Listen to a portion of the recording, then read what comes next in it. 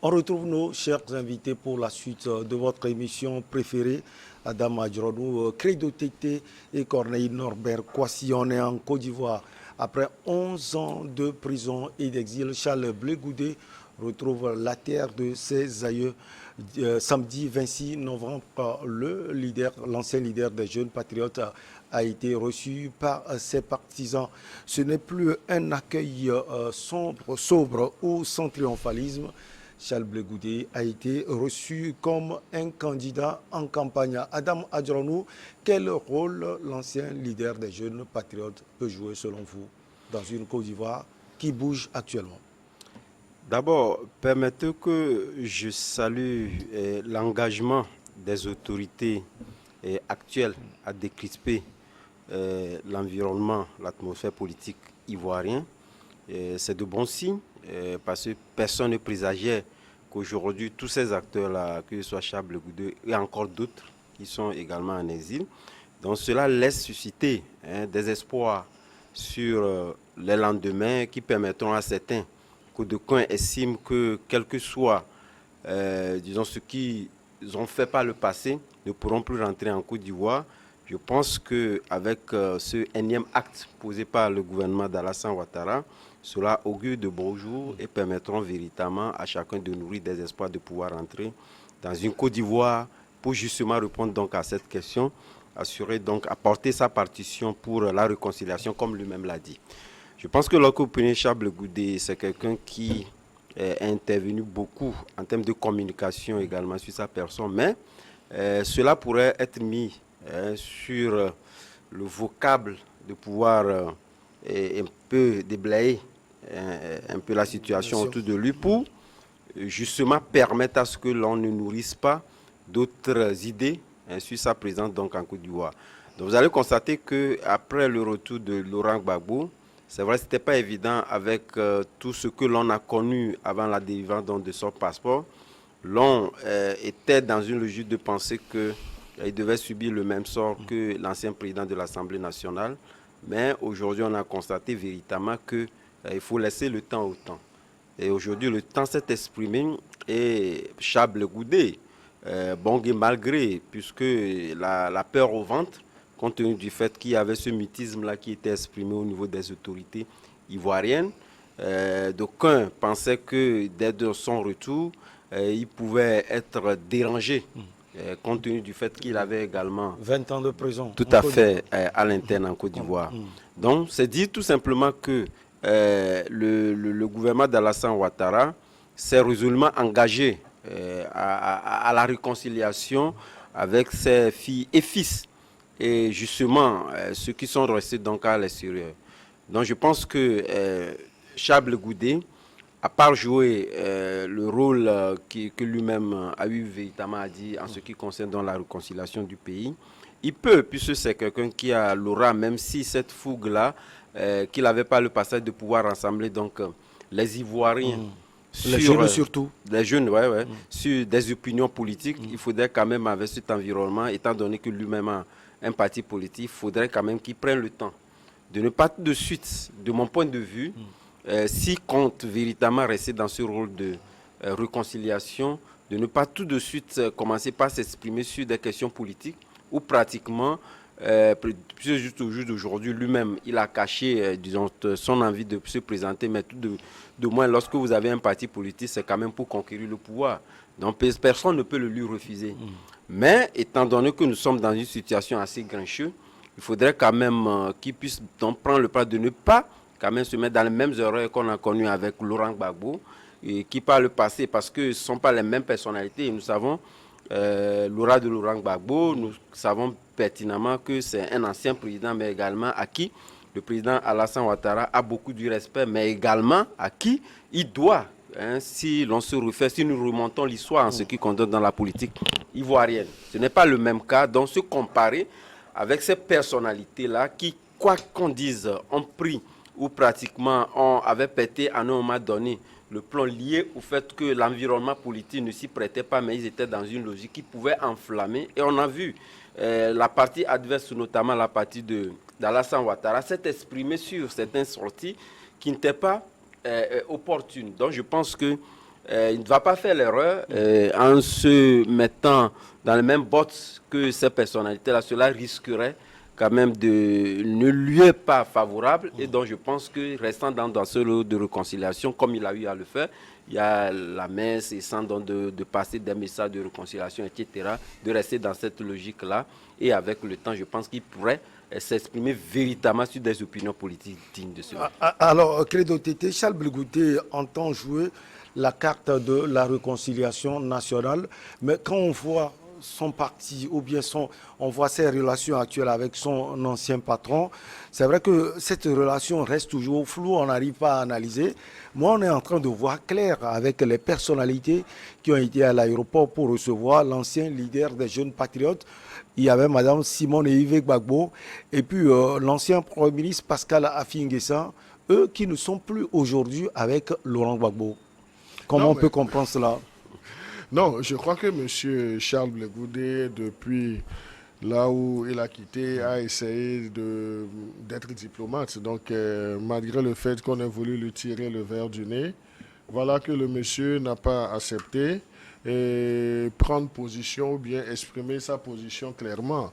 Donc, il l'a dit un temps soit peu. Mais c'est vrai, lorsque nous analysons les images de son arrivée, les images de son arrivée sont parlantes. Et Simone Gbagbo, qui n'est plus en odeur de sainteté, en communion plutôt avec Laurent Gbagbo, avec son ex-époux. Il y a Pascal Affi N'Guessan, donc la guerre est déclarée entre Pascal Affi N'Guessan et Laurent Gbagbo. Pourquoi ce sont ces deux personnes? Même si Laurent Gbagbo, on peut dire le poids de l'âge a fait qu'il ne pouvait pas se déplacer, au moins disons, cette énergie brûlait encore, comme au procès à la CPI entre les deux hommes, je crois qu'un de ces dignes représentants se serait déplacé du côté de l'aéroport. Donc là, cela traduit, disons, une certaine relation qui tangue entre les deux hommes, parce que nous l'avions dit sur ce plateau, lorsque nous analysions le retour de Laurent Gbagbo au pays, nous l'avions dit, c'était un faux pas de Laurent Gbagbo. Ayons le courage de le dire. C'était un faux pas de Laurent Gbagbo de laisser Charles Blégoudet devenir seul du côté de l'Europe. Ça peut être une condition posée au président Alassane Ouattara, vous le dites. Non, mais en ce moment, si Laurent Gbagbo avait la volonté de rentrer avec Charles Blégoudet, il pouvait le faire. Il serait rentré avec Charles Blégoudet parce que c'est les deux. N'oublions pas que c'est à cause de Laurent Gbagbo que Charles Blégoudet s'est retrouvé dans des pétrins. Donc si Charles Blégoudet a passé 10 ans de sa vie en prison de l'autre côté, donc on peut dire que c'est un gâchis. Mais pour l'homme politique, le fait d'aller en prison doit être toujours capitalisé. Même s'il essaie aujourd'hui de montrer à la face du monde qu'il a essayé de capitaliser, de rentabiliser cela, mais le comportement, l'attitude politique de Laurent Gbagbo aujourd'hui trahit, disons, le climat qui n'est plus au beau-fils entre les deux hommes. Donc là, quel est le rôle aujourd'hui, lorsqu'on se pose la question quel est le rôle que jouerait ou bien que devra jouer Charles Blégoudet? C'est vrai, tout le monde a, disons, le vocabulaire de Kakabé, donc la réconciliation, mais le monsieur va s'inscrire également dans ce sillage-là. Mais la réconciliation, j'ai du mal, parce qu'il faut le dire, c'est quelqu'un qui sait haranguer la foule. Et vous avez vu quand il est même arrivé en Côte d'Ivoire, donc tous ces gestuels sont calculés. Donc il essaie de toucher la conscience, la sensibilité de l'humain. Donc là, c'est ce que Dieu lui a donné. Donc il a essayé, dès sa descente d'avion, nous avons vu les gestes qu'il a posés. Quand il s'est déplacé pour aller au lieu de rassemblement, les mots qui sont sortis de sa bouche. Mais il faut le dire, le plus perdant aujourd'hui, selon moi, c'est Laurent Gbagbo. Parce que M. Alassane Ouattara, l'actuel président élu de la Côte d'Ivoire, a déjà capitalisé beaucoup de choses avec le retour de Charles Blégoudet. Il a capitalisé parce qu'il l'a promis, il l'a fait, même si ça a pris du temps. Et vous aurez remarqué également, vous savez, c'est ce qu'on appelle la communication politique. Monsieur Charles Blégoudet est rentré par Accra. Et à Accra, il y a eu un couac. Soi-disant, Interpol le cherchait, donc Interpol Ghana l'a interpellé pendant quelques minutes. Mais si réellement disons, ce mandat était toujours d'actualité. Donc, Monsieur Charles Blé Goudé ne quitterait pas là où il a pris le premier vol. Donc, essayons de faire de la lecture. Ouais. Parce que le schéma, Charles Blé Goudé a quitté la Côte d'Ivoire, il s'était réfugié où? Au Ghana. Au Ghana. Donc, il a voulu faire le même circuit. C'est comme Jean-Baptiste dans la Bible. Donc, il a refait. Donc, c'est comme s'il essayait encore de déblayer le terrain pour essayer de faire un retour à la taille de ce qu'il aurait. Parce que c'est le même circuit qu'il a vu aller, côtoyant tant soit peu les portes de l'enfer. Mais il est revenu sain et sauf. Donc aujourd'hui, la question, c'est quelle doit être l'attitude de Charles Blé Goudé vis-à-vis de Laurent Gbagbo et vice-versa. Est-ce que Laurent Gbagbo aura cette sagesse-là de parler avec son fils, de reconnaître ses erreurs et puis de demander à son fils de jouer le rôle afin que la réconciliation soit vraiment effective en Côte d'Ivoire. Sinon, en tant que harangueur de foule et avec toutes les potentialités qu'on lui connaît, il sera un acteur clé de la politique ivoirienne dans les prochains jours. Mais il ne faudrait pas aussi que Charles Blé Goudé commette l'erreur d'aller vite en besogne et de vouloir s'exprimer sur tous les sujets en premier ressort, mais de prendre le temps d'analyser les choses et de savoir communiquer. C'est vrai, il a dit, sa force, c'est la jeunesse, c'est la force de mobilisation. Maintenant, la mobilisation sera faite au profit de quelle obédience politique? Donc ça, c'est la grande question. Mais aujourd'hui, on peut dire, et vous avez même vu que lorsqu'il est arrivé, mais il a eu ce courage-là, ce que certains opposants dans d'autres pays n'auront jamais, en remerciant le président Ouattara. Parce que sans cette volonté du président Ouattara, il ne serait même pas rentré dans son pays. Donc, le meilleur endroit pour vivre, c'est son pays. Aujourd'hui, il a retrouvé son pays, qu'il ait le courage de poser des actes qui puissent aller dans le sens de la réconciliation. Et certains peuvent même, pour l'enquiquiner, pour le titiller un peu, espérer le voir sur le chemin d'un autre retour, celui de Guillaume Soro. Mais ça, c'est un griffe. Acteur clé de la politique ivoirienne, acteur clé peut-être de la réconciliation dans son pays. Mais Corneille Kossi, ça va être difficile pour Charles Blé Goudé quand on voit que ce n'est plus le grand amour avec le FPI, ou disons l'ancien FPI aujourd'hui, le PPACI. Ça, on voit clair aujourd'hui.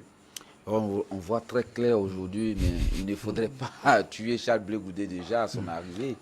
Charles Blé Goudé, c'est un animal politique. Il sait ce qu'il fait. Il a fait la communication politique à Londres. Et quand vous voyez les actes qu'il pose, les pas qu'il pose, vous savez déjà que ce n'est pas fortuit. C'est ce que mon co-débatteur disait tout à l'heure. Charlie parle sa chose à Accra. Ce n'est pas fortuit. Il veut montrer à ceux qui veulent le tuer, ceux qui veulent l'étouffer, que lui, Charlie, il est parti à l'enfer, mais qu'il est ressuscité. C'est pourquoi il passe par Accra avant d'arriver à Abidjan.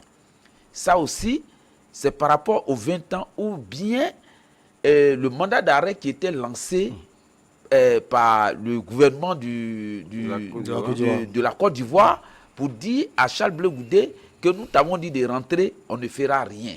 C'est pourquoi Interpol a essayé de titiller Charles Blé Goudé à Accra et après, on a laissé Charles Blé Goudé. Mais ce que Chris a dit tout à l'heure, Credo a dit tout à l'heure, mais c'est la vérité. Le plus grand perdant dans cette histoire, c'est Laurent Gbagbo qui, par sa maestria qu'on connaissait avant, il n'a pas joué avec cela, mais il est rentré dans l'émotion. Gbagbo est rentré dans l'émotion, surtout avec tous ceux qui l'entourent. Parce que Gbagbo sur quel plan concrètement? J'arrive. Gbagbo va en prison, il laisse des partisans, il laisse certaines personnes sur qui il pouvait compter. Mais les 10 ans qu'il a passés a fait qu'il y a eu beaucoup de décès dans son rang. Et aujourd'hui, il fait la politique avec les jeunes. Personne ne connaissait Katina. Il a fallu qu'on nomme Katina. Connaît Katina. Connaît Katina pour que la Côte d'Ivoire sache qu'il y a quelqu'un qu'on appelle Katina. Vous comprenez? Mais ceux avec qui Gbagbo a fait la politique, je voudrais parler de Abdraman Sangaré qui est décédé. Qui est décédé. Il y a même les autres, Amani Guessan, mais qui aujourd'hui préfère rester dans son village, ne pas parler de la politique, parce que ce qui s'est passé en 2010 leur a donné beaucoup de leçons. Je te disais en off que J'ai croisé Atemi William, paix à son âme, quand il est quitté à Lomé, qu'il est arrivé à Abidjan, il disait, mais jeune frère, je crois bien que vous devez faire la politique autrement. Ceux qui ne travaillent pas, cherchez à travailler, cherchez à aider le président Ouattara à ce qu'on puisse trouver la paix. Parce que le FPI, ce n'est qu'en Côte d'Ivoire qu'on nous connaît. On ne nous connaît nulle part ailleurs. Il y a des choses même qu'il a dit sur certains présidents que je ne veux pas dire sur le plateau de télévision ici. Il fallait que les jeunes comprennent que quand on est au pouvoir, il y a beaucoup de choses qu'on peut faire. Mais dès lors que le pouvoir nous échappe, on ne peut plus. Laurent Gbagbo est le plus grand perdant parce que Blé Goudé va capitaliser les choses. Blé Goudé sait qu'aujourd'hui, au sein du RHDP, c'est le président Ouattara seul qui fait le poids. Parce qu'après lui, il fallait Ahmed Bakayoko, mais Ahmed Bakayoko qui n'est plus. Les autres, c'est un problème de clan aussi. Parce que au nord de la Côte d'Ivoire, il y a deux parties du nord de la Côte d'Ivoire. Il y a le nord-est et il y a le nord-ouest. Le nord-ouest qui est vers la Guinée, où se trouvent les Odineka, là où vient Ahmed Bakayoko. Et il y a le nord, où se trouve M. Soro Guillaume. Donc, Guillaume est un acteur clé. Blé aussi, il est de l'ouest. La politique africaine est basée sur l'ethnie. Quoi qu'on veuille ou pas, c'est basé sur l'ethnie. Et Blé Goudé est beaucoup aimé dans la grande capitale qui est Abidjan. Blé Goudé est aimé dans sa zone qui est la zone de l'Ouest. Mais celui qui faisait ombrage à Blé Goudé, c'était M. Laurent Gbagbo. Mais M. Laurent Gbagbo ne tient plus la route. Parce qu'il y a des gens qui ont été déçus par lui parce qu'il a laissé sa femme légitime pour prendre une autre femme. Je ne veux pas rentrer dans sa vie, mais il aurait dû quand même penser, il aurait dû beaucoup réfléchir avant de poser ce date-là. Il est plus âgé une que autre moi. femme, Nadi Bamba, qui serait proche des personnalités du RHDP aussi. Je me trompe? Nadi Bamba est du Nord. Donc, quoi qu'on dise, même si tu ne veux pas, vous allez vous croiser au village. Vous n'allez pas me dire que Nadi Bamba n'a pas de village en Côte d'Ivoire. Donc, il va forcément croiser ses frères du Nord au village. Il va forcément croiser ses frères dans les mosquées parce qu'ils vont tous prier à la mosquée. Dans les mariages, ils vont se croiser. Mais là n'est pas le problème. Moi, la vie de M. Laurent Gbagbo, sa vie privée, ça ne m'intéresse pas. Mais je dis qu'il a fait une erreur très grave, une erreur politique. Et que Blé Goudé va en profiter de cela. Parce qu'il y a beaucoup de personnes, même dans les rues, qui disent que mais Gbagbo, ce n'est pas la peine. Ils viendront vers Blé Goudé parce qu'ils ne partiront pas ni vers Alassane, ni vers Laurent Gbagbo. Donc c'est Blé Goudé qui sera le plus grand gagnant dans cette histoire. Et ça fait l'affaire peut-être du RHDP, le parti au pouvoir, Adam Adjronou. Vous faites cette lecture également? Non, bien évidemment, et je pense que tout le monde partage véritablement, disons, cette appréhension. Pour la simple et bonne raison, aujourd'hui, nous le disons. Lorsqu'on prend tous ces acteurs-là qui sont revenus au pays, c'est à mettre à l'actif du RHDP, notamment d'Alassane Ouattara. Et je pense que Blé Goudé a eu l'intelligence de pouvoir le marteler dès qu'il est arrivé. Et ça, c'est déjà dans le schéma politique, c'est un acte sur lequel l'on peut compter. Le second acte sur lequel on peut compter, lorsque vous quittez votre épouse, il y a très longtemps, 10 ans pratiquement, donc vous verrez que Charles Blé Goudé est en train justement de faire le contraire de ce que Laurent Gbagbo a fait à son arrivée et qui lui aurait coûté. Parce qu'aujourd'hui, c'est vrai, il n'a pas encore, en tant que tel, participé en tant que Laurent Gbagbo à des joutes électorales pour pouvoir véritablement mesurer son poids politique. Mais au même moment, dans l'opinion, chacun peut lire clairement qu'il y a une bonne partie qui ne sont pas d'accord avec Laurent Gbagbo. Et ça va de soi, étant donné que vous-même, vous mettez en porte-à-faux avec certains acteurs clés. De votre bord, les gens, ils partent avec une proportion donnée de votre popularité. Et donc, cette popularité, aujourd'hui, est effritée et soit est en faveur de ces acteurs-là, mais également certains qui estiment que si c'était donc Ouattara qu'on a décrié, qui a mal fait aujourd'hui, qui essaie de réconcilier les Ivoiriens en permettant à tous ceux-là de rentrer au pays, mieux vaut, je pense que, et surtout, aujourd'hui, on ne peut pas parler de développement de la Côte d'Ivoire sans parler de lui. Donc, il fait la réconciliation, il fait le développement. Donc, de toutes les façons, il y a de quoi que les gens adhèrent au RHDP ou à la personnalité d'Alassane Ouattara. Donc, tous ceux qui vont quitter Laurent Gbagbo vont être divisés avec ces acteurs-là avec qui il a quitté, mais d'autres également avec le RHDP. Donc, les plus grands gagnants, à part Alassane Ouattara, de toutes les façons, étant donné que Blé Goudé a appris la politique, de toutes les façons, lui va essayer quand même de dégrainer dans la popularité de de Laurent Gbagbo qui, en tout cas, il le disait tantôt, il lui faisait ombrage aujourd'hui, il va vouloir quand même prendre son temps de pouvoir donc se mettre en avant des choses. Je pense que l'avenir nous le dira. De toutes les façons, je sais pertinemment que Laurent Gbagbo, quoi qu'on dise, n'a plus le poids politique qu'il avait par le passé. Alors, Credo Tété, pour certains analystes, c'est sur ce plan, le président Alassane Dramane Ouattara avait échoué le plan de la réconciliation dans ce pays. Sur le plan économique, les gens ont eu à l'applaudir. Alors, la réconciliation aussi, elle est en train de venir clopin-clopin. On peut en déduire que c'est un président qui est en train de tout réussir. Non, qui est en train de tout réussir, c'est être trop prétentieux. Mais il est en train de poser ses marques dans le schéma de la réconciliation. Vous voyez, au tout début, au premier mandat de M. Alassane Ouattara, nous avons vu comment il était braqué. Et Alassane Ouattara, c'était le président qui était arrivé et qui ne voulait pas entendre un autre son de cloche politique. Ouais. Mais aujourd'hui, le président Ouattara qu'on a connu lors de son tout premier mandat, et le président Ouattara aujourd'hui, donc on dira qu'il est en train de faire une chute, mais la chute n'est pas libre. Et la chute, là, donc c'est qu'il est en train de préparer son derrière. La chute est calculée.